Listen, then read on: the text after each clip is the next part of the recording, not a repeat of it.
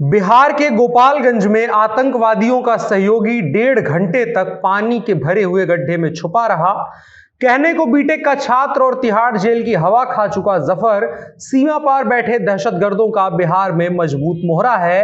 इसको एनआईए के द्वारा टेरर फंडिंग के मामले में बुधवार को गिरफ्तार किया गया और जब उससे पूछताछ की जा रही है तो चौंकाने वाले खुलासे हो रहे हैं। ये एनआईए और पुलिस का वर्जन है, जबकि उसके घर वालों का कहना है कि वह आतंकवादी गतिविधियों से जुड़ा हुआ नहीं है, बल्कि उसे पंचायत की चुनावी रंजिश के तहत फंसाया जा रहा है। आइए जानते हैं कि क्या हो रहे हैं खुलासे और क्या है पूरा मामला। नेशनल इन्वेस्टिगेटिंग एजेंसी ने गोपालगंज के मांझा से जफर इकबाल नाम के इस लड़के को बीते दिनों टेरर फंडिंग और साइबर क्राइम के आरोपों के तहत गिरफ्तार किया है। इसकी गिरफ्तारी बीते बुधवार को की गई, जिसके बाद आतंकवादी मुद्दे को लेकर के चर्चा एक बार फिर से तेज हो गई है।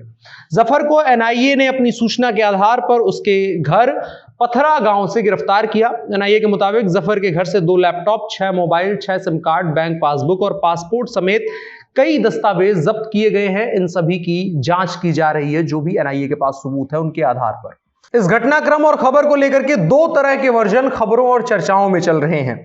एक पुलिस का है, जिसके मुताबिक जफर आतंकवादी संगठनों से जुड़ा हुआ है और उनके स्लीपर सेल के तौर पर यहां काम करता है। पुलिस को काफी वक्त से इस बात का संदेह था कि जफर अब्बास का कनेक्शन पाकिस्तान से जुड़ा हुआ है। सुरक्षा एजेंसियों के इनपुट पर एनआईए और स्थानीय पुलिस ने जफर पर कई दिनों से लगातार नजर बनाए रखी थी और सबूत मिलने के बाद पुलिस और एनआईए की टीम ने संयुक्त प्रयास में जफर को उसके घर से गिरफ्तार किया। गिरफ्तारी करने के दौरान जब पुलिस घर में उसे ढूंढ रही थी तो वो घर के पास में एक पानी के गड्ढा जहां पानी भरा हुआ था उसमें 1.5 घंटे तक छुपा रहा।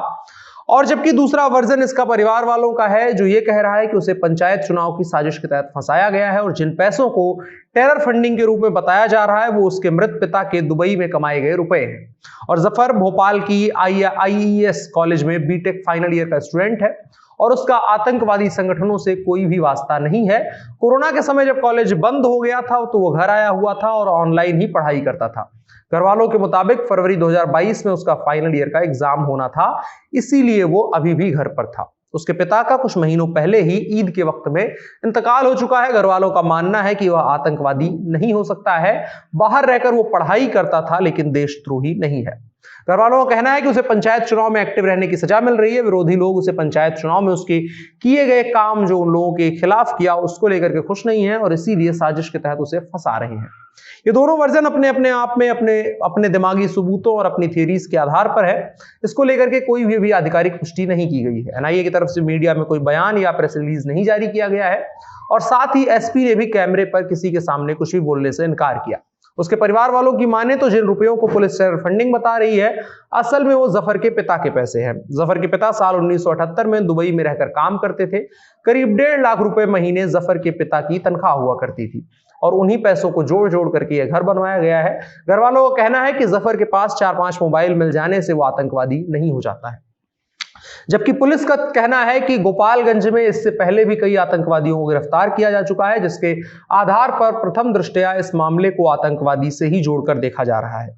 पुलिस द्वारा जब जफर के साइबर क्राइम से जुड़े मामले की तफ्तीश की गई तो पता चला जफर अब्बास 2017 में 29 दिन तक दिल्ली की तिहाड़ जेल में रह चुका है और 2018 में गोपालगंज मंडल कारागार में भी 3 महीने तक साइबर क्राइम के केस में बंद रह चुका है। आपको बता दें, इससे पहले लश्कर ए तैयबा के आतंकवादी शेख अब्दुल नईम का कनेक्शन भी गोपालगंज से जुड़ा हुआ मिला था।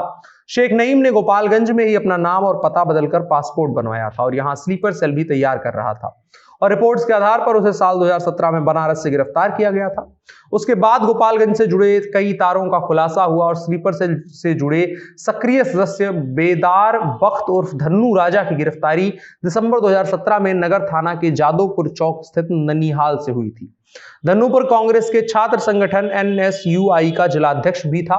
इसके बाद 2017 में ही मांझा थाने के आलापुर गांव में एनआईए ने मुकेश कुमार को गिरफ्तार किया था। लश्कर ए तैयबा के स्लीपर सेल से जुड़े चौथे सक्रिय सदस्य महफूज आलम की गिरफ्तारी साल 2018 में नगर थाना क्षेत्र के दरगाह मोहल्ले से हुई थी।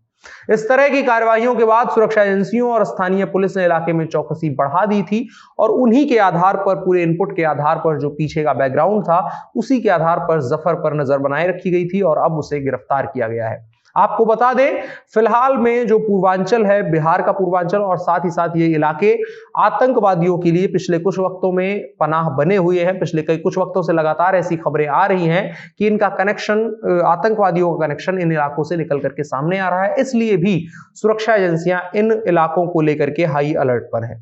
और सबसे अधिक और हैरानी वाली और शक बढ़ाने वाली बात इस मामले में तब आती है पुलिस को, जब इसके गांव के 3 मंजिले घर में इसे तलाशा जा रहा था, इसको सूचना थी, इसको पता चल रहा था, तो ये अपने मकान के पीछे करीब 1.5 घंटे तक पानी के अंदर एक गड्ढे में छिपा रहा। लेकिन एनआईए और आईबी की नजरों से बच नहीं पाया और इसे पानी में ही पकड़ा गया जाकर के।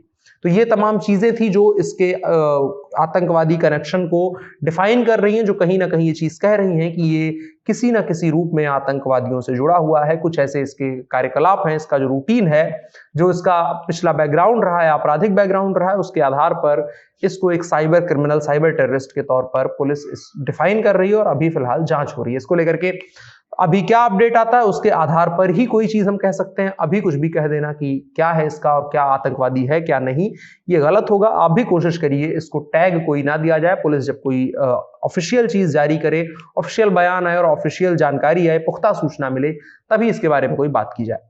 फिलहाल के लिए इतना ही। अगर आपको ये जानकारी सही लगी और साथ ही साथ अगर आप चाहते हैं कि लोग जागरूक रहें, तो इस खबर को ज्यादा से ज्यादा साझा करें और लोगों को बताएं।